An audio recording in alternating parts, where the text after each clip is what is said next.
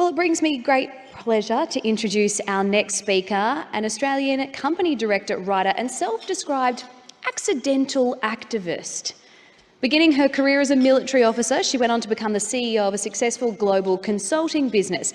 With university honours degrees in both history and law, she also has a PhD in leadership and governance, for which she's received a number of academic and industry awards, including being recognised by Women and Leadership Australia with an award for excellence in women's leadership.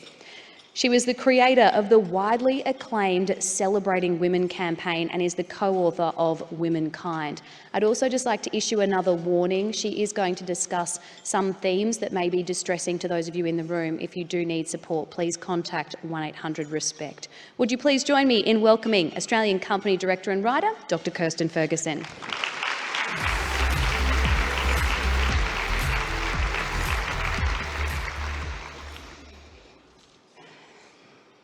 I can't recall another month like this one for Australian women.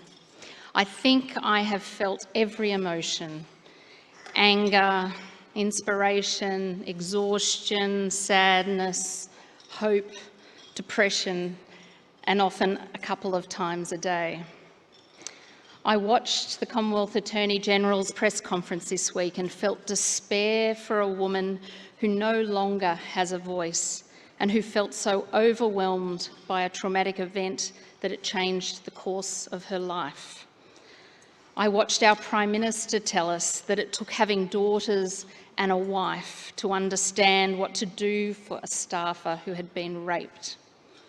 I watched as we heard a government minister admit to calling a woman she worked with a lying cow.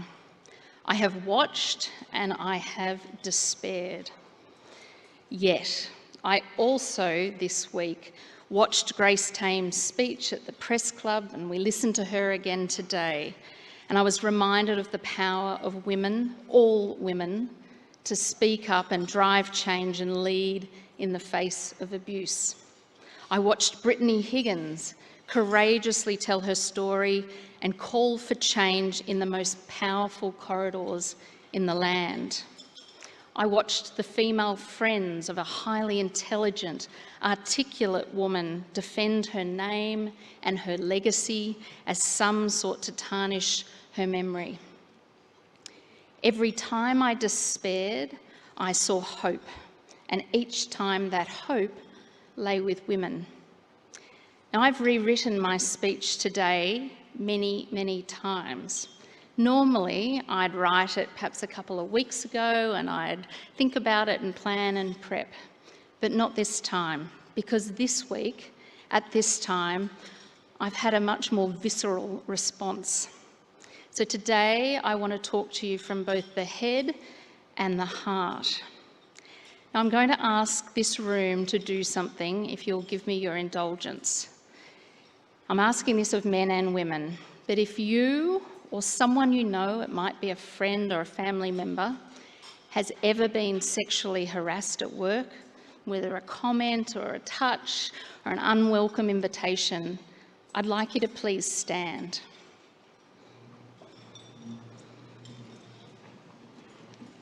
You or someone you know. It almost brings me to tears seeing this from here. Just look around. It's almost the entire room, a room full of people who have been impacted by sexual harassment. Please take a seat. I know because I stand amongst you. Like so many women, I've been subject to sexual harassment as well, whether starting my career as a young 17-year-old entering the military, or to more recently as a woman in my 40s. Each time you tell yourself it's going to be easier if you just let it go, just don't say anything, don't rock the boat. Each time you ask yourself whether you are somehow responsible. What did you say to cause this to happen?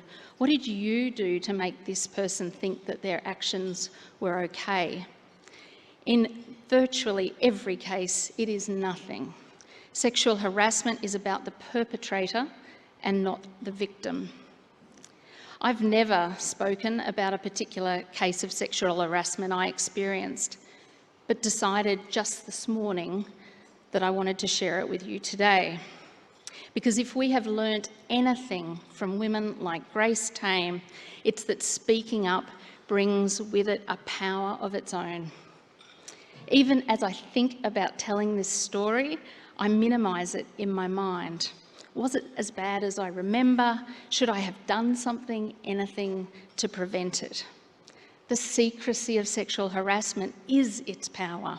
The stories we tell in our own mind about what happened and why, and our own false sense of responsibility in that event is what holds its power.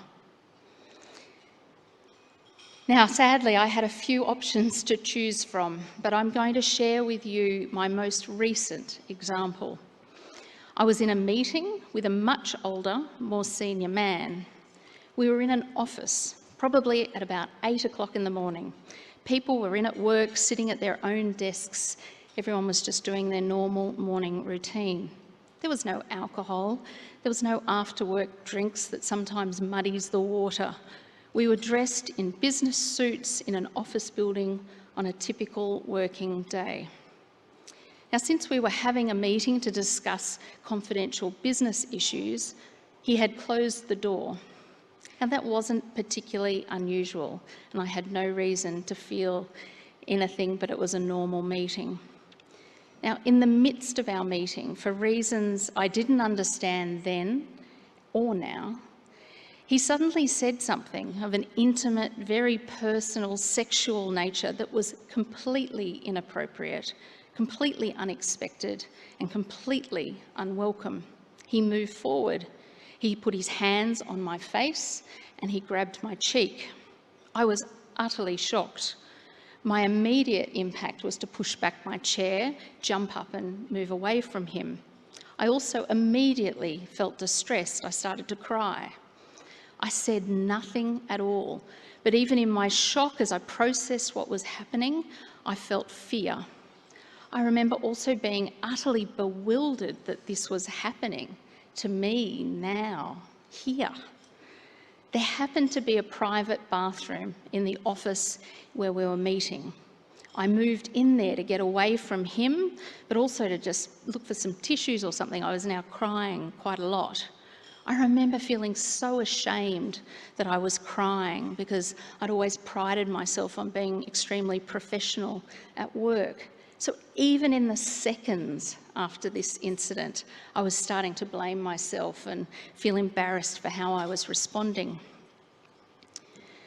To my horror, as I entered the bathroom, he followed me in. It was only narrow, so where he stood also meant he blocked the only way out. I remember feeling trapped. I was unsure what to do.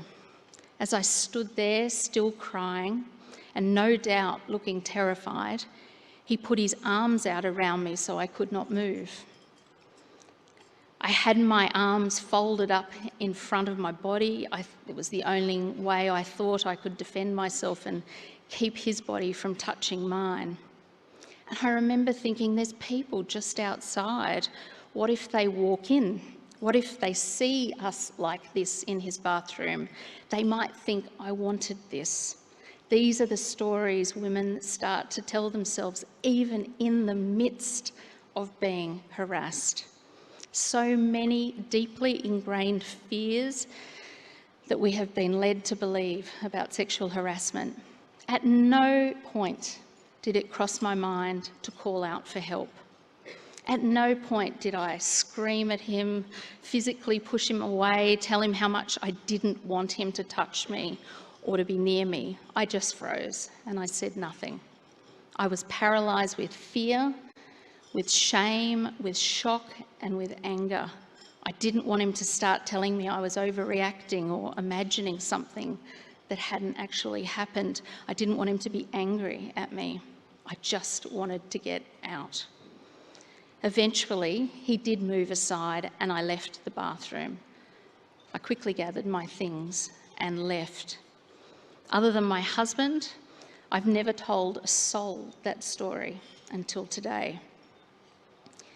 My silence and the silence of so many women is why sexual harassment continues to thrive in Australian workplaces. Kate Jenkins' Respect at Work report tells us that 40% of Australian women and 26% of men have been sexually harassed. Let's quickly do the number of what that means. Let's make it real. 2 million Australian women have been sexually harassed over a 5-year period. 2 million. Let's break that down a little further. That's 400,000 women in a year, 33,000 in a month, or let's just think of it this way. 1,600 women are sexually harassed in Australia every single working day.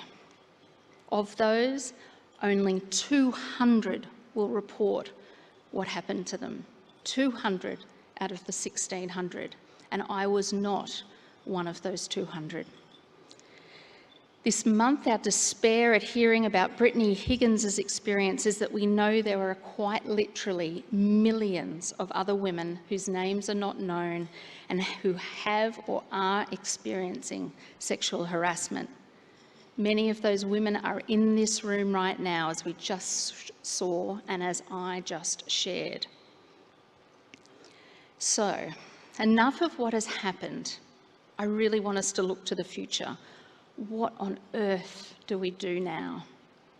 This year, the theme, as we know, for International Women's Day is Women in Leadership.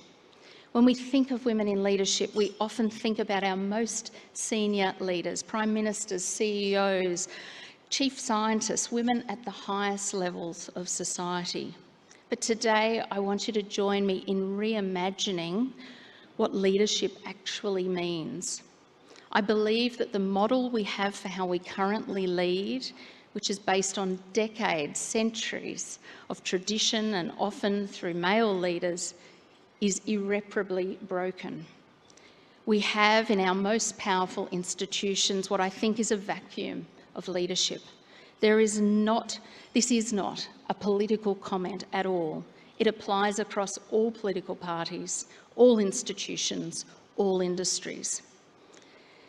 There isn't a vacuum of decisions being made or financial accounts being written up or strategic plans being developed, but there's a vacuum of enough leaders in formal roles. We need a critical mass of leaders who inspire change, who inspire us to be better tomorrow, who role model for us the behaviours we need for women, for men to thrive.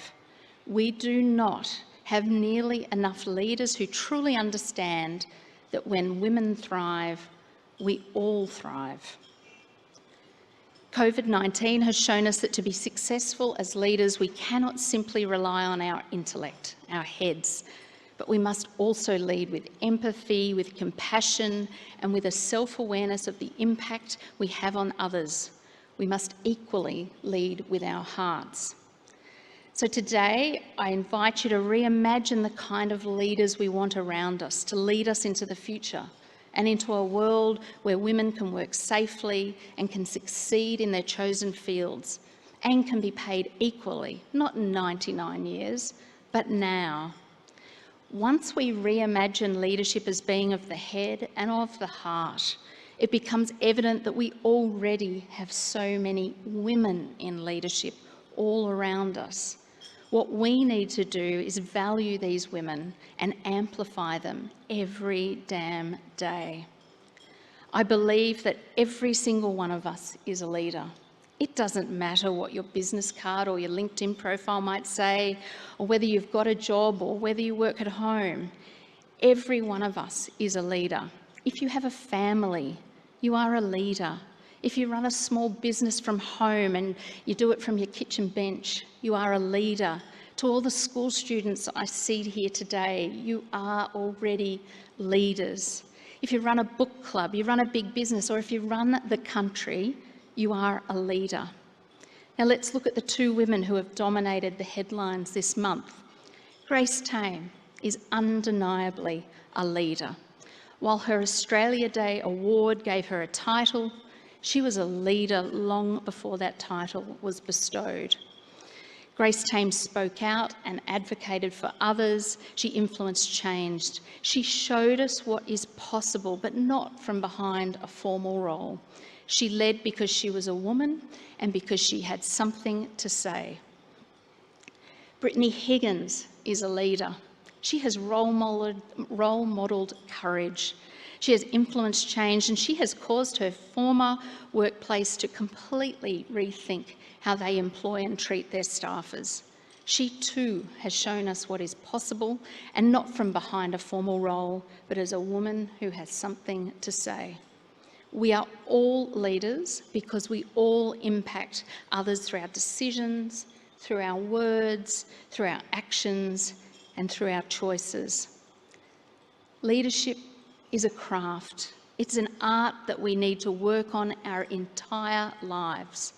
It's not something we can just read about, set, and forget. It's also not something we can think does not apply to us. Today, I want to remind every single person in this room, the attendees, the events team on AV, the staff from the Convention Centre taking care of us today, that you are a leader. You have the power to influence change through every interaction you have every single day. We can continue to speak out loudly when we witness inequality. We can champion inequality at home with our sons, with our daughters. We can champion inequality in our workplaces, our schools, our communities. I will continue to despair at the fact 1,600 Australian women are sexually harassed every working day in Australia. But as women like Grace Tame and Brittany Higgins remind us, we already have women leading around us in their millions. We have the skills, the talents, and the ability to lead. And most importantly, we all have something to say. Thank you.